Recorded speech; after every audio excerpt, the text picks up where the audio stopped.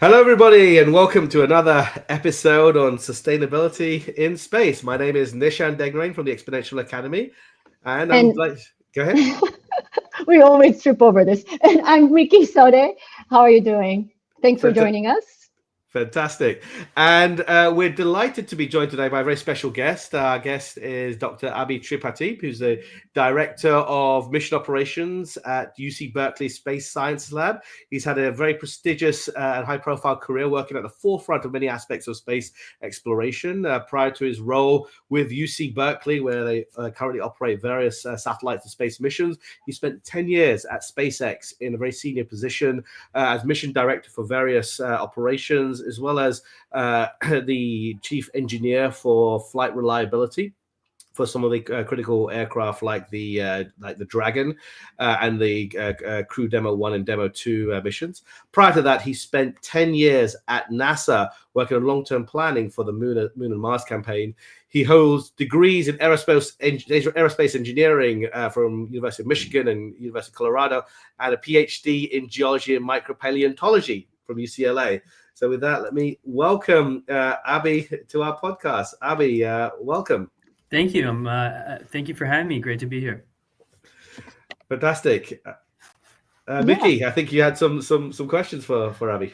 Yeah. So as your brief bio and path, but I have to ask you, like, how's your journey from doing the geology and micropaleontology to SpaceX, and now UC Berkeley help Space Sciences Lab help overseeing the mission operations? How's that connect? Yeah, that's a good question. So, after I got my degrees in aerospace engineering, I really wanted to look for life on other planets. So I went and got my PhD. After my PhD, I went to work for NASA for a couple more years before going to SpaceX. And the honest answer is I've barely used my PhD at all. I'd hope to be an astronaut, and maybe I will someday still be. And if I'm really lucky, I might still get to go to Mars someday when I'm maybe a little bit older. But the truth is I haven't used much of my PhD. Now, that being said, you asked a really good question. Even though I haven't explicitly used my PhD in terms of looking at fossils, I work at the Space Sciences Lab, where I'm surrounded by principal investigators for NASA missions that are all scientists. And me being trained as an engineer, working with them, I completely understand their language. I understand their thought process.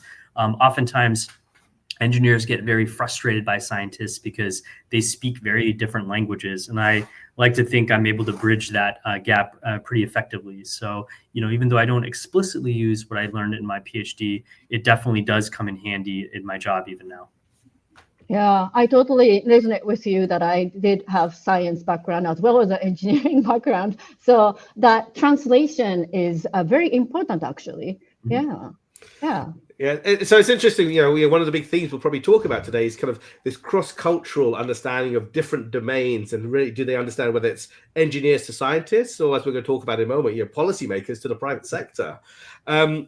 And that takes us a little bit to, I guess, the space economy, because over your career, I imagine you've seen a world where the industry was dominated by primarily state-funded organizations to the growth of private sector, and you've worked at the forefront of one of the most interesting, exciting, and largest private space enterprise. I think we've all seen the reuse of the Starship and the catching. So incredibly impressive feats of engineering that took place. But what we imagine is that we're at just the very start of this journey into the space economy. I mean, how do you see the space economy evolving? Right now, it's primarily funded by venture capitalists, philanthropists, large government organizations, primarily the defense industry. But I imagine as the space industry takes off, as we start to look at different horizons like private space stations, lunar bases or habitats on Mars, we will need institutional investors and other forms of capital to come in to really grow and expand the space economy. Yeah, I think, if you look at the history of high-tech innovation, you really see that for the first stage, however long that stage is, the business case isn't really there. Oftentimes it is completely a government case. And I think you're seeing the same thing in the space industry, to be quite frank. I think right now, the startups I'm seeing, one of my other jobs that I do, it's not a job, rather as a volunteer, is I'm the chair of the air and space track for the Berkeley Skydeck Accelerator. And the startups I'm seeing and the advice I'm giving them is, it's good if you have a product that, one day think will be amazing on the moon, like a rover or something. But you're not going to survive as a business unless you have near-term cash flow. And so you have to think of commercial opportunities, and you also have to think of military opportunities. And I think, especially in the year 2025, a good majority of the companies that are trying to get started in the commercial market for aerospace are going straight for military funding. And they're going to need that until there's a robust enough business case. You mentioned commercial LEO destinations. I'm not convinced right now that there is a business case for commercial LEO destinations. I'm of the, maybe handful of companies trying. I think only one right now is making what I would consider pretty good progress. And partially that's because they have an extremely wealthy backer that doesn't need investment money. The other ones I think are all struggling a bit. So I think, it's my opinion is that kind of have to get over a little bit of that ick factor and realize that US government and military funding is really what's going to be the way to get your business off the ground for, I would say, about the next 5 years. The lone example that doesn't fall into that category is SpaceX with its Starlink constellation going after the commercial market. However, even that product is being heavily paid for by government, who is equally interested in having their own version of Starlink, a private military version of Starlink, and that is a non-trivial source of cash flow. Interesting. So yeah, government as a funder as well as a key customer. So yeah, clearly that's going to be an important segment. And we see that in many industries as well, where government is an anchor. But beyond those 5 years, because 5 years will just fly by, especially when you look at an industry. Do you have a mental model? Have you seen other mental models on how the private sector can get involved and move away from just a dependence on public funding? There is no model. Like, there's only a few lone path breakers that are figuring it out. Again, Starlink figured it out, right? They figured out where others had tried the same idea for decades and failed, most notably Iridium, and they figured out how to make it economically work. So there are other people trying to figure out how to economically make it work. Another good example that I think is gaining traction and is an idea that I actually think will eventually be a very good commercial product. There are several companies working on small modular nuclear reactors. Now, a lot of these companies have aspirations. Well, this is how you would power a settlement on the moon or a settlement on Mars. So they believe in that, and that's their vision. But they also know that these small modular nuclear reactors might pay dividends much sooner on Earth. So the most viable commercial ideas I'm seeing are people that have a vision, an ultimately off-Earth vision, but they have the practicality to understand that they need a near-term, immediately impact people on Earth vertical in order to close their business case. Interesting. So the pathway to commercialization or diversification away from the public sector is by having kind of real-world Earth-based commercial operations that can then easily scale into space. I mean, and linked to that, are there risks around coordination? We see this in the maritime industry, for example, where something which started like the UN Law of the Sea has evolved to various competing uses of whether it's offshore oil and gas, wind farms, areas of special protection for whale breeding grounds, to shipping lanes, for example. It's right now a real a mishmash of regulations and operations. And with the Arctic and Antarctic, they try to be much cleaner forms of regulation on whether it's a model based on exploitation in the Arctic or preservation in Antarctica.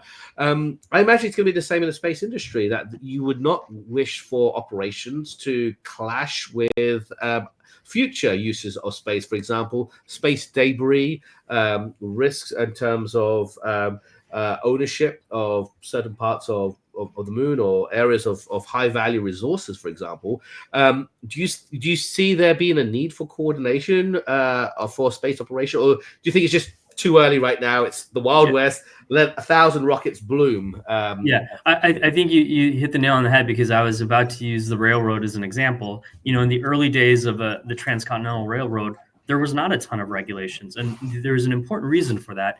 I'm a firm believer that when you have a new industry, you have to allow a learning period, and the learning period cannot just involve learning by a single company. It needs to be learning by multiple companies, that you start to have a body of evidence of, okay, this company tried this and it failed. We should take note. There might be a regulation needed there, future. This other company tried this and it succeeded. Until you have a body of evidence, all you're gonna do is you're gonna create really, really bad regulations, right? So I think the FAA has recognized this with commercial spaceflight, where Congress and the FAA keep extending what they call the learning period of commercial spaceflight, not imposing regulations from the government on any of these commercial providers, because they're realizing that so far you really only have one or two commercial providers that has enough of a body of evidence to actually inform smart regulations. So I think what I'm seeing right now in the space sector, when you talk about space sustainability or debris, is I think you're seeing SpaceX and other satellite operators that have more than a couple of satellites collecting good data. They're making mitigations on their own. They're sharing the mitigations that they're making. They're going to, science conferences, for example. If I'm talking about astronomers that might be mad that there's a lot of satellites getting in the way of their ability to do astronomy, well, SpaceX is going to astronomy conferences and explaining the mitigations they're doing. There are also other efforts I've heard that are government to government interactions going on right now to provide clean channels of communication between the satellites of one nation and another nation. So I think a lot of things are organically happening, and I think those will eventually help inform a set of good regulations. The key is, if you try to write good regulations too early, they will not be good regulations. They will be bad regulations, and they will, choke off innovation. Right. So in this current state of the space commercialization, and then we did touch on a little bit of path to commercialization, and I think learning from whether ocean or the railroad and past innovation and how the industry took off and all of that stuff, it's sure we need out for learning period, but also there are things that we can start to place in terms of like the bare minimum regulation, so that we don't shoot down each other's satellites and whatnot. What kind of frameworks that can be already be in place, or like where might be a sort of baseline the government or commercial entities and hopefully wide international community can use as a starting point? Yeah, I mean, I think the starting point has to be government to government, military to military. So, for example, if Russia launches a rocket and they're trying to deploy some satellites, and the satellites don't deploy properly, they maybe the second stage of the rocket fails. On a radar, you might see all of a sudden a rocket with multiple things coming off of it. Okay, and that could be mistaken for, oh my gosh, is that a warhead with or is that a rocket weapon with multiple warheads coming off, right? So there already is infrastructure in place for the militaries of the spacefaring nations to talk to each other and warn each other about any such misunderstandings. So I think the basis for that already exists. Likewise, if there's a NASA satellite and it looks like it's going to have a conjunction with what the government believes might be a Chinese satellite, the government can call each other. Now, how much cooperation there might be between, depending on who the two state actors are, might be high cooperation or low cooperation, but the framework exists, okay? If you take it a step forward, if you look at SpaceX, on their website, they've already released an API that allows you as a satellite operator to use their API to figure out where all their Starlinks are, to help build automation in your own system to avoid Starlinks, to do maneuvers, or to know that Starlink will avoid you, which is what they tend to do. If I'm a satellite, this has happened to me before as a Berkeley operator. If I'm a satellite, I need to know which one of us is going to move before we collide. And SpaceX has already revealed, hey, this is what we do. We are going to be the ones to move. We know where all satellites are. We know where other satellites are through common databases. So I think, people have already taken actions and laid down a framework. But at the end of the day, I think you really need government to government cooperation between non-friendly nations before you can further a more holistic approach to regulations. Interesting. So there's probably like a multi-layered approach to this. At the base layer, you talk about communication.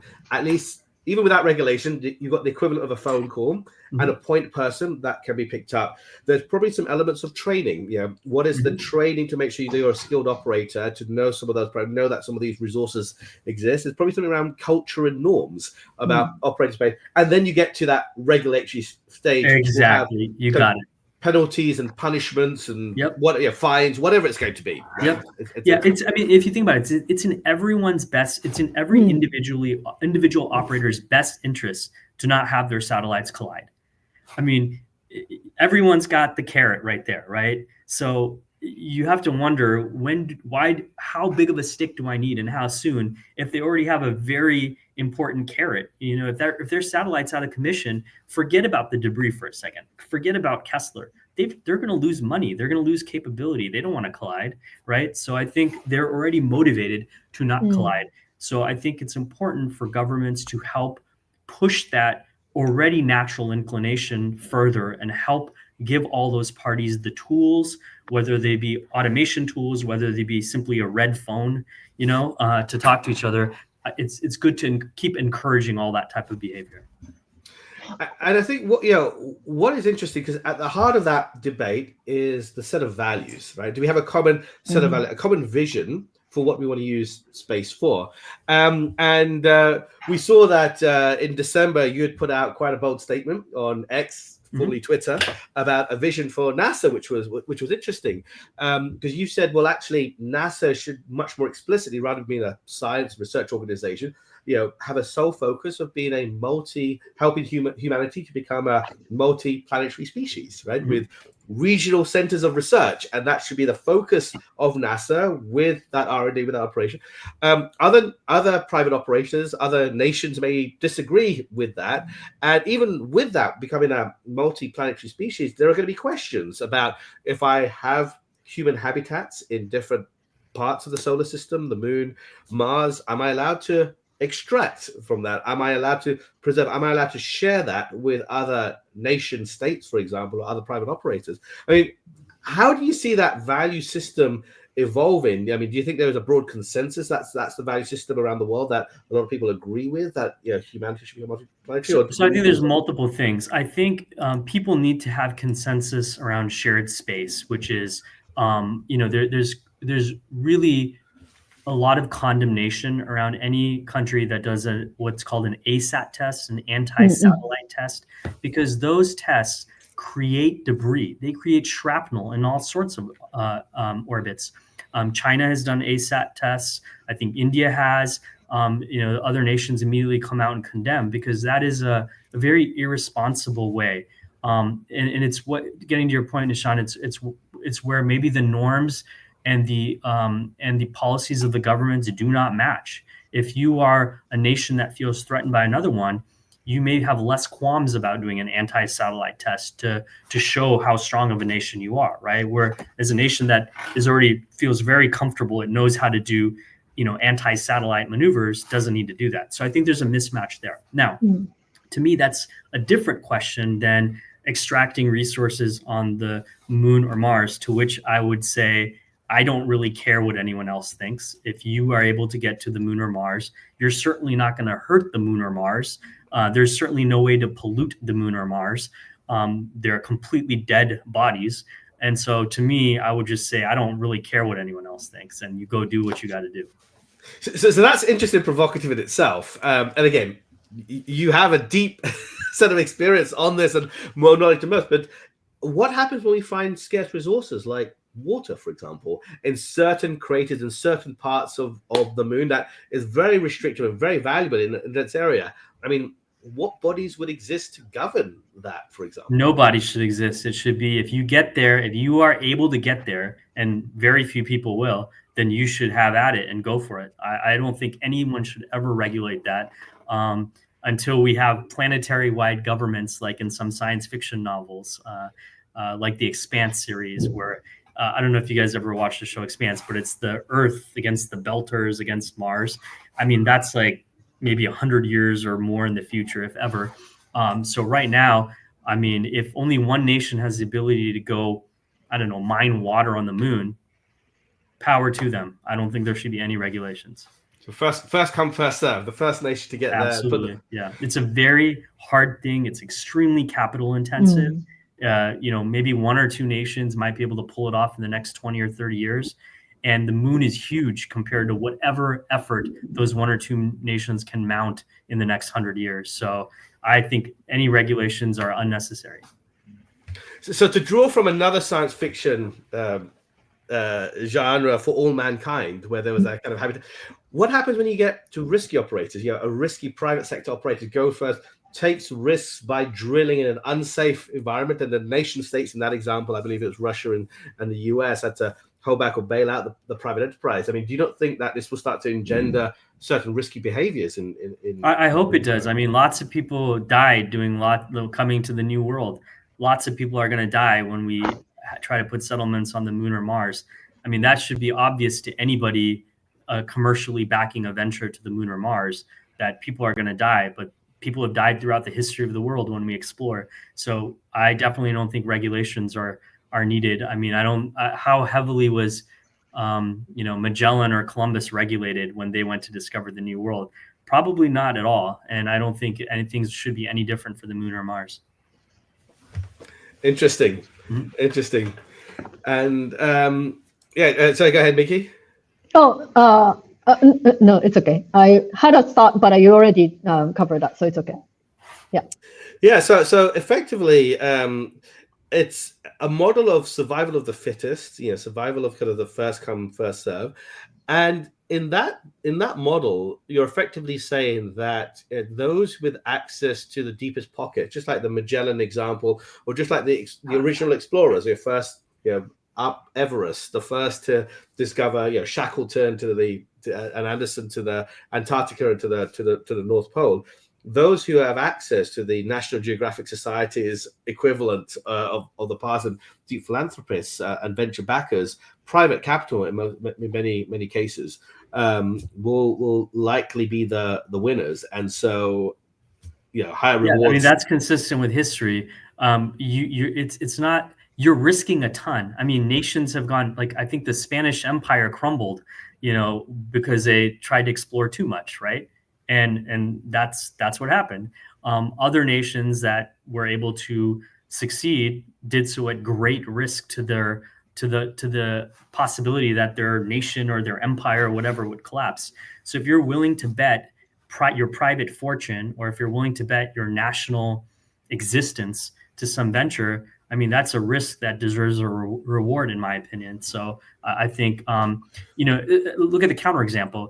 Do we wait until all nations are able to have a rocket or a spacecraft that can go to the moon? I mean, there's 100 and almost 200 nations on Earth. Where do you draw the line at what's equitable? I don't think that makes sense. I think if you can go there and get to the moon or get to Mars, then you should be rewarded for your great risk. So it almost sounds as if there are different horizons of the space economy that will have to be regulated in different ways, right? You've got near Earth, the low Earth orbit. There are risks, as we've started now to do shuttle ISS, 25, 30 years of human occupation there. We now know things like Kessler effect, the need to have satellites that can navigate themselves. We know less about private stations. We know less about occupation, long-term occupation on the moon and the Mars. And so maybe there's more, if there was a spectrum of communication, culture, norms, regulation, a lot more around low Earth orbit, right? Yeah, Maybe. because low Earth orbit, it's going back to what we said earlier. It's a more mature market. There's a lot of knowledge. People have operated in this space. They have good lessons learned, technical lessons learned, cultural lessons learned that can go to help inform good regulations, good rules, good norms. Whereas, going talking about the moon or Mars, there's no experience whatsoever. You need people to be able to get there to form experience, to begin to lay the groundwork for some future set of norms or rules. Yeah. But time to yes, there are frameworks already, but maybe there are more coordinations and setting standards and norms to be done to encourage more commercial activities, especially in LEO, with private sector as well as international players. And if I think that is already starting, but you were saying like it's organic. I feel like it's a time to have more concerted effort for that. But like, who should lead the way? It is a group effort, but then it would be helpful to have somebody to kind of guide the way and go towards a shared vision, right? See, I don't think anyone from outside the companies can guide the way, because by definition, the people from outside the companies and in the government know way, way less than the people inside the companies, right? So I think there's already an organic effort. Again, SpaceX with Starlink, who has the most experience, has already said, here's what we're doing to mitigate reflection, to make lives easier for astronomers. Here's what we're doing to make sure we don't leave debris up in space. We fly our spacecraft at very low orbits, so they degrade fast at end of life, and we have extra propellant to make sure we can deorbit them. They're saying everything they're doing to be good stewards, right? I see. And they're putting the playbook out there. So you want to make sure that other people see the playbook and are organically accepting the playbook. And if they're not, then you start raising a stink as to, hey, they've already shown you how to make your satellite less bright. Why aren't you doing any of this, right? And the answer might be a legitimate answer, and that answer might lead to a better understanding to eventually write regulations. I do think, however, in the case that I said, where it's where conversations need to occur between commercial companies or a commercial company and a government, where there's an adversarial relationship. For example, if I have a commercial US satellite and an unknown suspected Chinese military satellite, and I'm worried about a collision there, at that point, the commercial company is not powerful enough, is not connected enough, and frankly might be illegal for them to talk to the potential Chinese entity. You need the government to step in and help facilitate those lines of communication. So I think the best thing the government could do right now is to establish clear lines of communications such that you can, pick up the red phone and talk between commercial companies and governments, commercial companies in one country, commercial companies in another, to make sure that they are doing enough to lay that groundwork down, because that will be the most important part of any future regulations. Interesting. And that works today when we have good corporate actors, those with the equivalent of the moral compass and trust us with it.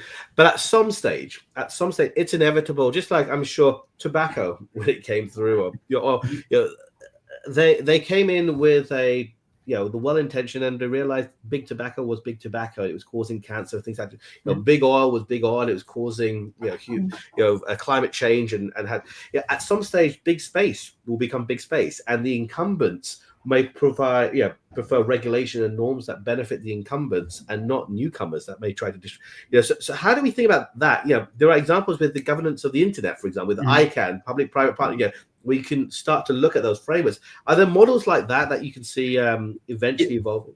I think so. I think the key is still collecting more information, because right now it's not clear to me who succeeds at all beyond SpaceX, right? You have Kuiper, who've been promising to launch for a long time, and I think they're going to lose part of their spectrum unless they get some 200 or 600 satellites up by 2026, which is, I'm not sure if it will happen or not. So before I worry about hey, what if the actors and the incumbents squash the other people? I have to figure out who is going to be another actor, because right now I only see one that's really making it. And you haven't seen anything in terms of bad intentions, but I think you should definitely err on the side of less regulations if you're worried that the incumbent is going to use regulations to stamp out the competition while the competition is still in its infancy. That's even more of an argument for not having regulations until we get more evidence of how did things unfold for each of these other companies. I think once you have, I don't know, several actors that are all doing well, now's the time you come together with the lessons learned from each to make sure that, we're not creating monopolies, that we're creating a set of rules or norms that other people have, through evidence, can actually work within to bring a product to market. Excellent. Well, Abhi, we're coming to the time that we had for this episode. I mean, this is a fascinating conversation. I feel we could talk for a long time. I mean, some of the takeaways I got from this discussion was, number one, we need to be grounded. If we're going to look at the frontiers of the space economy, be grounded on Earth first. Have some fundamentals, good business fundamentals. Absolutely. Going forwards. I think that's one takeaway. I think the second is this thing about, or this anchor and shared experiences. Right? So those are language, kind of communication, norms, culture.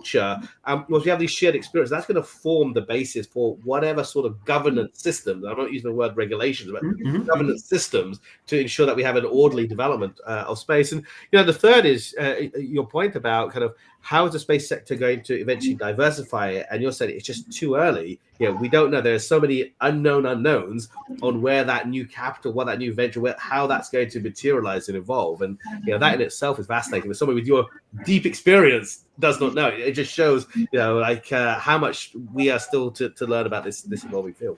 Yeah, absolutely. The capital requirements are enormous, right? So it's hard to find even venture capitals. Most venture capitalists don't have the pockets or the risk appetite. So I agree with everything you said. It's very early, and we'll see how it unfolds. Well, Abhi, from Miki and I, thank you very much. And we hope you can join us on a future podcast as well to share your insights. Absolutely. It was great chatting with you. Thank you. Thank you so much.